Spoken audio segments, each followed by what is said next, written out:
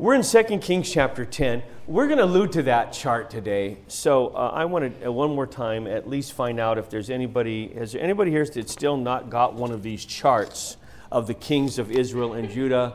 Did we miss, anybody not get one? Okay, Pearlie, let me see who can I get to help me. Where are the younger guys, man? The younger guys are, well, you'll need one of those charts to put all of this together. There's some fascinating points relative to what's going on with the nation of Israel. But we're gonna wrap up some things in chapter 10. Some of you remember last week we talked about a man by the name of Jehu, who was not a political leader. He was not really king material, but God instructed him to finally bring his judgment upon the house of Ahab. And so Jehu, who was a soldier, went to do God's business and bidding. He ended up killing both Ahab's son and then ultimately Jezebel. He traveled to the city of Jezreel, and with the help of some people that were there, she was thrown over the wall of the palace in fulfillment of prophecy, and those details are found in chapter number 10. But Jehu was an interesting guy, and he's going to factor in this week's lesson as well, but I wanted to finalize some things about him in regard to his life. And among other things, he was instructed by God to bring judgment on the house of Ahab, but he seemed to take it upon himself to take that a step further and remove Baal worship from the land, all of the Baal worship from the land. Well, that was the leading deity during that time. Of course, the northern kingdom was immersed in paganism. The southern kingdom was not doing much better. And he devised a plan by which to remove Baal worship once and for all. And so we're going to read that in chapter number 10 and see what happens. We're going to pick it up, if I can get in the right chapter here myself, in verse number 18. Again, this seems to be something that Jehu decided to do on his own. It says, "And Jehu gathered all the people together," now we're in 2 Kings 10, verse 18, "and said unto them, Ahab served Baal a little, but Jehu shall serve him much." Now he's speaking of himself. He's saying, well, the man that was called to bring judgment to his house, he was a Baal worshiper, but man, I'm going to really do it. Now, of course, he wasn't being truthful to the people. Particularly, he wasn't being truthful to the worshipers of Baal. He says in verse 19, "Now therefore call unto me all the prophets of Baal, all his servants, and all his priests. Let none be wanting, for I have a great sacrifice to do to Baal. Whosoever shall be wanting, he shall not live." In other words, you better come or your life's going to be in the line. But Jehu did it in subtlety, to the intent that he might destroy the worshippers of Baal. And Jehu said, "Proclaim a solemn assembly for Baal," and they proclaimed it. And Jehu sent through all Israel, and all the worshippers of Baal came, so that there was not a man left that came not. And they came into the house of Baal, and the house of Baal was full from one end to another. And he said unto him that was over the vestry, "Bring forth vestments for all the worshippers of Baal." Now vestments were, they were the robes used by the Baal worshippers doing their sacrifices and their priestly duties. They put on garments to show that they were in the spirit to worship their false god. And why would Jehu want them to bring these garments out and put them upon all the worshipers of Baal? Because he wanted his men to identify who they were. He was really going to great lengths to set them up here. So he had them bring all these garments out so they could wear it. And can you imagine the excitement growing among these Baal worshipers? Wow, this is great. Our new king is proclaiming a service dedicated to Baal. He's inviting us all over the land to come into the temple to make this great sacrifice. He himself will oversee this great sacrifice to Baal. Ahab was a devoted Baal worshiper, but he said he's going to make him pale in comparison. This is going to be a great era for us as Baal worshipers. Our new king is going to make this the national religion. And where did I leave off? Where I was reading verse number 23, went up. Okay, and Jehu went, and Jehonadab, the son of Rechab, into the house of Baal, and said unto the worshippers of Baal, "Search and look that there be here with you none of the servants of the Lord, but the worshippers of Baal only." Again, playing to their pride. Make sure there's none of these Jehovah worshippers in here. They're not invited. They can't take part in this. They're being set up. And when they went in to offer sacrifice and burnt offerings, Jehu appointed 80 men without, 80 men he put around the perimeter of that temple, and said, if any of the men whom I have brought into your hands escape, he that letteth him go, his life shall be for the life of him. In other words, don't let one of them get away. And it came to pass, as soon as he had made an end of offering the burnt offering, that Jehu said to the guard and to the captains, go in and slay them, let none come forth. And they smote them with the edge of the sword, and the guard and the captains cast them out and went to the city of the house of Baal. So he killed all of the Baal worshipers in the land. He even said, look around, look among you. Is anybody missing? Did we miss any of the Baal worshipers of the land? That temple, I don't know how big it was exactly, but it was full from one end to the other, the Bible says. And in one moment of time, he sought to take away Baal worship. Now, having said that, I looked at this chart.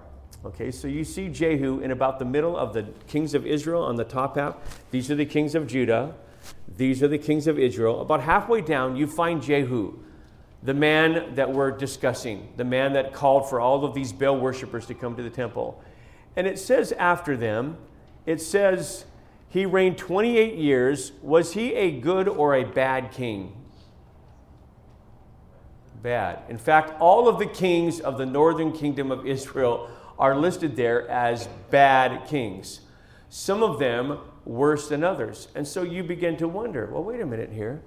God instructed him to remove the stigma from the land and the house of Ahab and his sons and his wife and all of his relatives. And God instructed Jehu to be the person to do it. He executed that judgment upon the house of Ahab in fulfillment of prophecy. He appears to be zealous for God. Now he takes it upon himself to remove Baal worship. That's a good thing. That's something that plagued them before, was plaguing them then, and was going to plague them in years to come.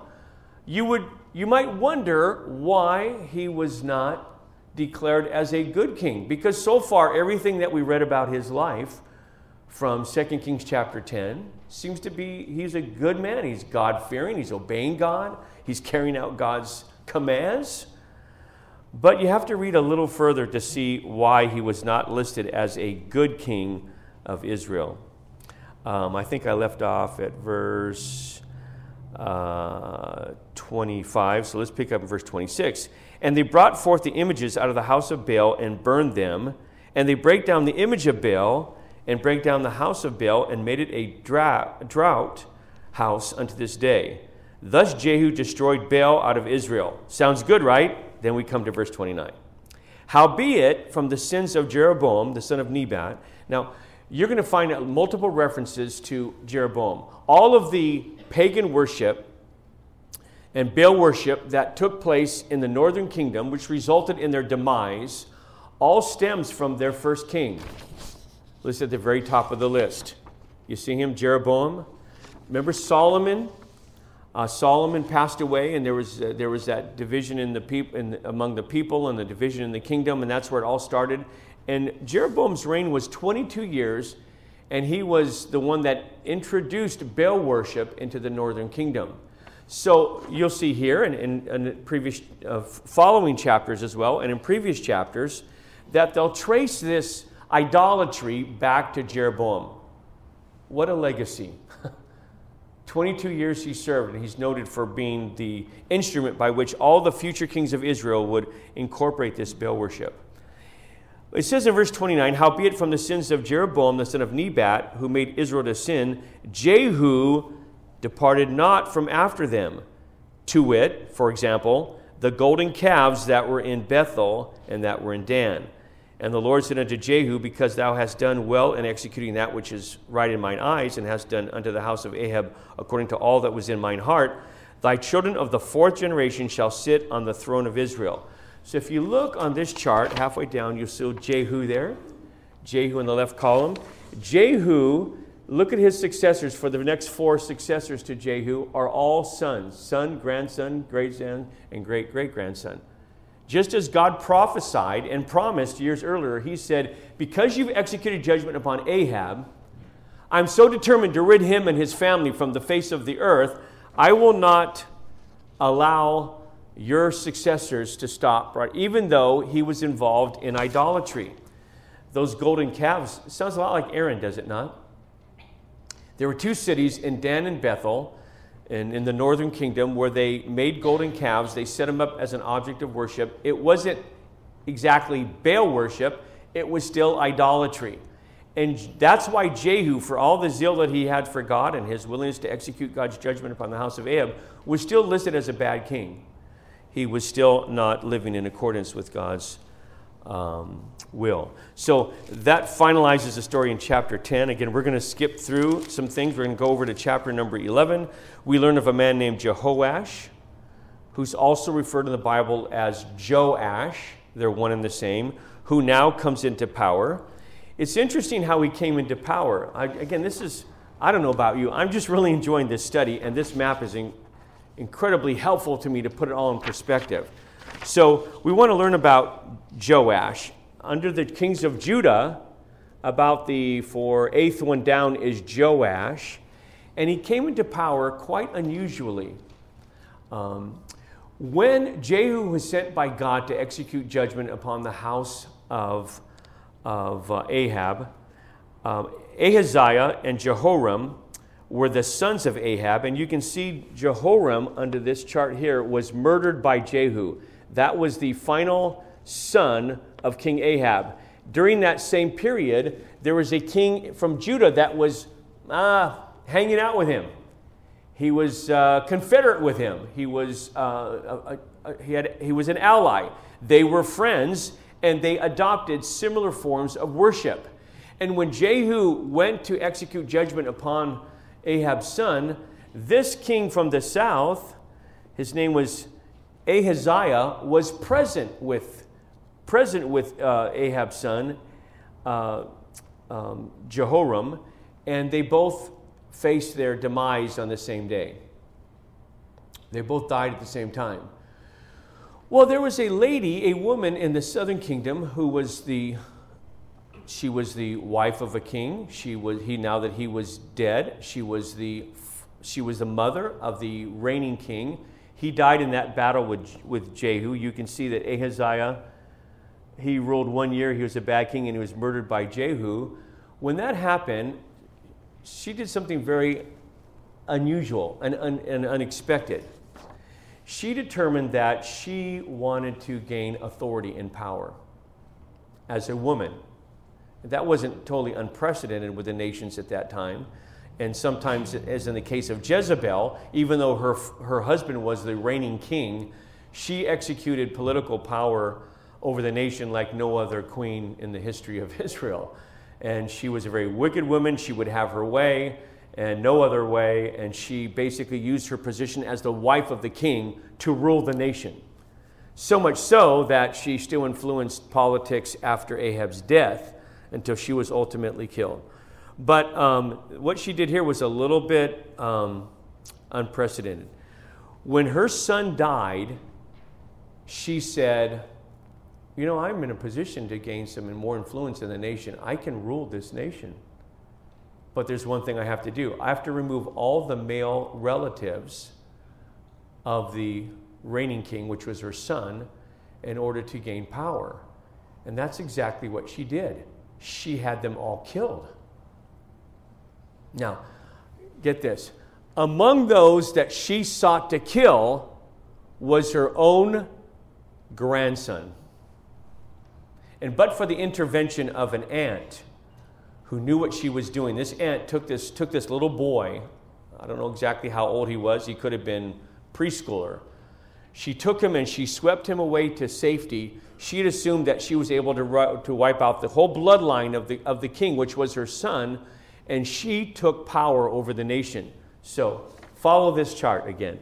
You'll see how Ahaziah, who was the son of Jehoram, he was the one killed by Jehu, murdered by Jehu. Then you have Athaliah, the mother of Ahaziah, took reign for 6 years. And this aunt hid this little boy away for 6 years.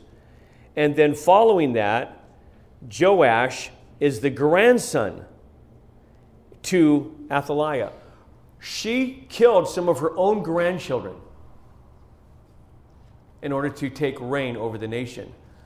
Well, there was a priest during that time. His name was Jehoiada, and he factors in a lot in the next few chapters. As you read ahead, you'll see his name crop up, and he was a God-fearing man. He had a devotion to Jehovah. He also knew right from wrong. So when the time came, and it took a while to get things to settle down when she would not be so edgy, when she got settled into a new position as queen of the nation and ruler of the nation, he, in a great public display, brought out Joash and said, hey, there is one remaining heir alive, and he's going to assume the throne. We found him, and it's been proven, and welcome your new king. When that happened, you can imagine that didn't settle too well with Athaliah. First of all, she thought she had wiped out all of the heirs to the throne. And unfortunately, one got away, and she was going to now face judgment for that. So we're in chapter 11. Look at verse 15. You'll see how this plays out. Jehoiada the priest commanded the captains of the hundreds and officers of the host, and said unto them, have her forth without the ranges, and him that followeth her kill with the sword. For the priest had said, let her not be slain in the house of the Lord. And they laid hands on her, and she went by the way by which the horses came into the king's house, and there she was slain for her wickedness and murderous ways.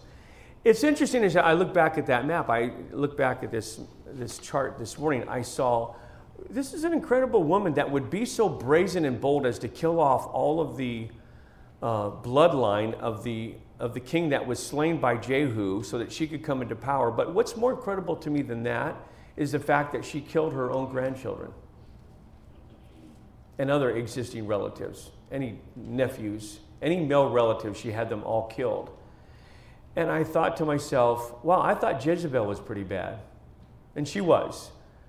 It's interesting that Jezebel to the north, you'll see when Jehu came into reign, he came into reign in 841 BC. If you notice Athaliah there, she came to reign. She killed all those people off in 841 BC. Just about the time that Jezebel was killed by Jehu, or more accurately by the eunuchs who threw her off of the wall of the temple, Athaliah was down in the southern kingdom doing the very same thing down then. Now, it says something about the spiritual climate and temperature. There's a lot of these kings that you see are murdered by other people. Some of their reigns were very short. And some of the people were commanded to be killed as a judgment from God. This is a time of tremendous unrest in the nation. In fact, just on a personal level, if I was being nominated to be king of any one of those two kingdoms during that time, I probably would say, you know what? I'll leave that to Daniel. Daniel, you look like you'd be a great king. I want to live a little longer than some of them had very short reigns. It was a very treacherous time. And these kings must have lived under a great deal of scrutiny and fear all the time. But there's a repeated theme that comes up in these lessons, namely that God judges evildoers. And I'm not going to go back and go to all these passages, but let me remind you about some of the things that happened. Well, we just learned in chapter 10 about those false prophets of Baal and these worshipers of Baal and these priests of Baal. They were all round up into the temple under the guise of making a sacrifice, and they were wiped out. The entire group was killed. We learn about oppressive rulers like Ben-Hadad. In chapter 8, he was killed. Actually, he was assassinated by his servant. We learn about the wicked rulers like Joram and Ahaziah, who was killed by Jehu. Jezebel, thrown off of the wall of the palace, and Athaliah here in chapter number 11, who was slain. And three truths emerge from this period of history that we can take heart in. Number one, God avenges the blood of his servants. God sees and repays evil, and his judgment is inescapable. Now, for those of you that are going to get all riled up in an election year, and you're upset with the way things may be going in your country politically or otherwise, or you see the condition of the oppression that people are experiencing around the world, if you get periodicals like I do, we're constantly reminded of how God-fearing, dear Christian people are dying all over the world, giving their lives for their faith. And you're troubled by that, you're unsettled by that. These are good people. They're not causing any harm to the people to whom they're ministering. They're just giving them the gospel. And oftentimes they're coming in with other resources that make the lives of these people in third world countries a lot better. Nevertheless, they're being singled out and killed simply because they are believers in the Lord Jesus Christ. And you get very unhappy with that and very unsettled with that. And you wonder why this is being allowed to happen. What is going on in this world? I want to remind you that if anything else we can take from these chapters that we're studying is God knows exactly what's going on, and He will repay evildoers for their wickedness. Sooner or later, and in His time, God will make things right. And by the way, it's not our role to do that. That's God's doing. And so I want you to take heart with some of the things that are happening in the world today. It's very symbolic of the things that were happening in the nation of Israel in their divided kingdom at that time. Now, having said that, I want you to jump to chapter number 13.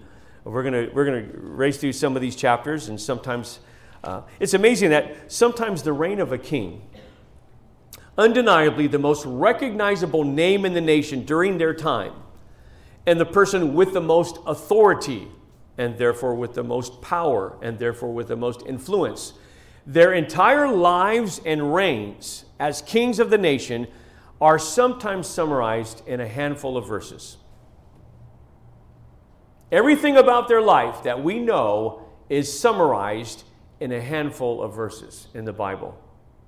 And many of them had, some of the kings, if you look on your chart, some of them reigned for 40, 50, 41, 42, 50 years. Some of them had long reigns. And sometimes very little is written about their lives. Although these were incredible people put in incredible positions of leadership. By the way, it doesn't say anything about the billions of people throughout history who have been born, for whom not a word has ever been recorded or written about their lives. Not one thing. Even with modern technology and all the resources available to us today, a good many of us, maybe most of us, perhaps all of us, will be born, we will live our lives, we will die, and not a single thing will be recorded about our lives, except maybe what might be summarized on a headstone somewhere. You know, he was born this day and he died this day, and that thought of being memorialized or remembered for something has caused people to do some incredible feats of courage and sacrifice in their lives. Unfortunately, it's also caused some people to commit some terrible atrocities. Their need to be remembered, their lust to be known, to have something said about them when their lives are over.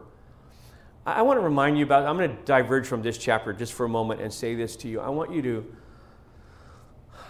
understand, I want all of us to understand today what success is in the eyes of God. Is it that we're remembered? Is it that a book is written about us?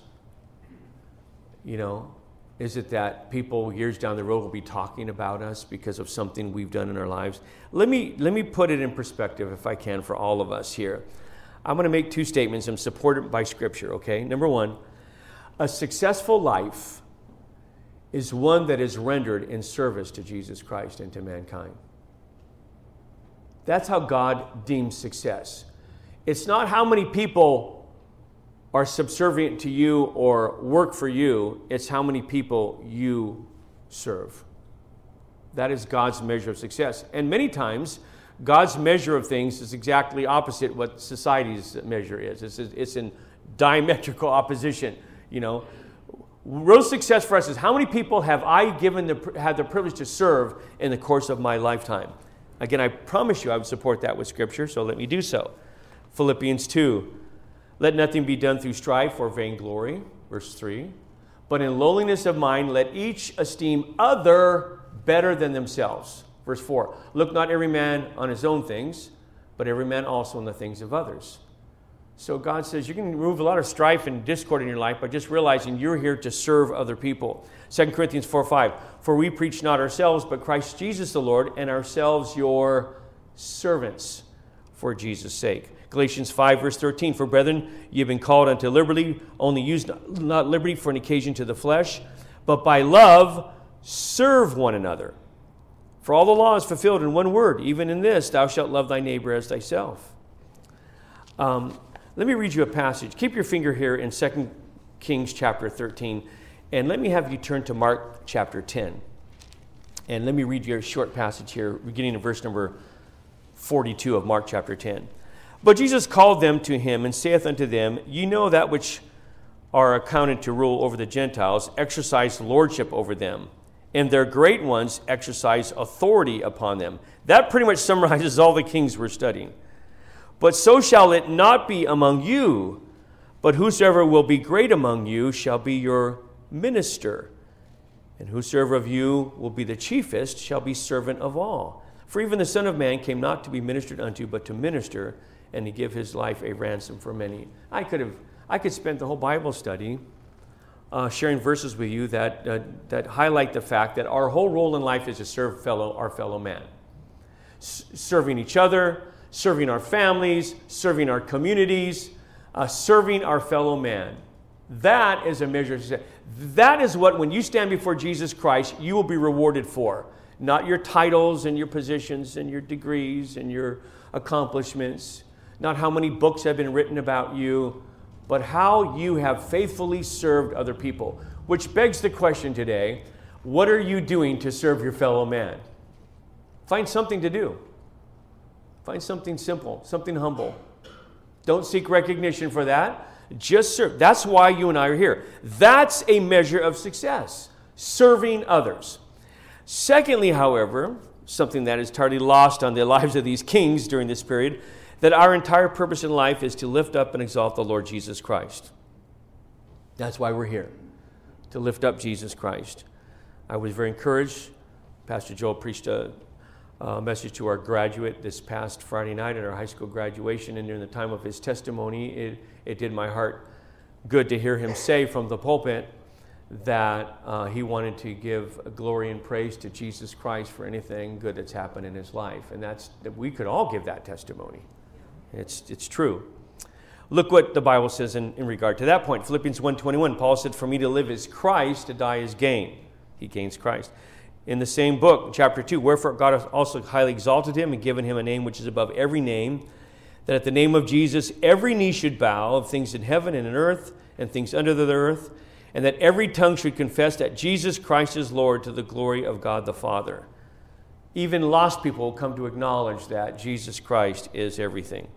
Colossians 3:17, whatsoever you do in word or deed, do all in the name of the Lord Jesus, giving thanks to God and the Father by him. Philippians chapter 3, but these things were gain to me. But what things were gained to me, those things I counted lost for Christ. Yea, doubtless, and I count all things but lost for the excellency of the knowledge of Christ Jesus my Lord, for whom I have suffered the loss of all things, and do count them but dung, that I may win Christ. Somewhere along the way, we have to recognize those two very important truths of life, that we're here to serve others, and that our purpose in life is to bring glory to the Lord Jesus Christ. I see very little of that in the life of these kings. The northern kings are pretty much all bad eggs, some a lot worse than others. And in the southern kingdom, there was a smattering of kings, maybe 7 or 8 of them who are listed in this, whoever put this chart together, as being good, who nevertheless failed to really make a strong impact, a lasting impact upon their generation. In many cases, they died, and the next king that took over, sometimes that next king was their own kin, their own son. The generation went back into idolatry. And so although they understood that there were some things that they should do in their lifetime, they nevertheless could not bring about permanent change to the nation of Israel. And for that, we regret to say that even in the southern kingdom, things did not go as well as they could have. The northern kingdom was so bad and the judgment of God so severe that we speak of the 10 lost tribes of Israel. They were not so much lost because they wandered off and never came back. They're lost because they assimilated with the pagan cultures of their day.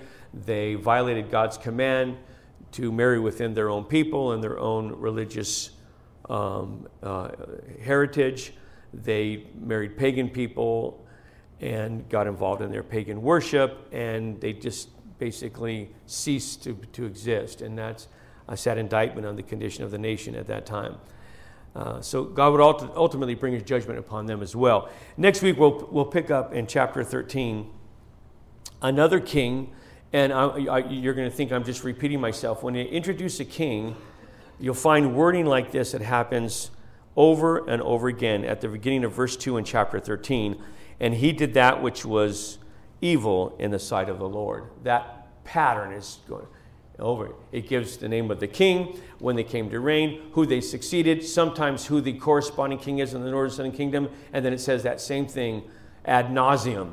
And he did that which was evil in the sight of the Lord. And he did that which was evil in the sight of the Lord. And he did that which was evil in the sight of the Lord. In the context of this heritage, there was a man, an ungodly man, who becomes a king. We haven't even mentioned him yet. Who nevertheless has one more point of contact with the man for whom this series of Sunday school lessons is named after. Unfortunately, if you're a sentimental kind of person, we're going to look at the death of Elisha and how his death affected people. And a little addendum to that story is how his death produced one last miracle even after he was buried. And you want to read ahead and look at that. Maybe I've piqued your curiosity a little bit. You can go ahead and do that in chapter 13. But we're going to discuss chapter 13 next week, and we're going to be leaving Elisha permanently after next week's lesson. But we're going to just rush through an overview of chapters 14 through the end of the chapter, the end of the book. I think there are 28 chapters in this, and pick up some of the more interesting stories that happen along the way. We won't do a verse-by-verse study, but I'm finding this book absolutely fascinating. Not only for its similarities between the different kings, but also unique things that happen in the course of their lives that have a profound impact upon my life and your life today. We can learn some great lessons from the book of 2 Kings. So we'll pick that up next week. Father,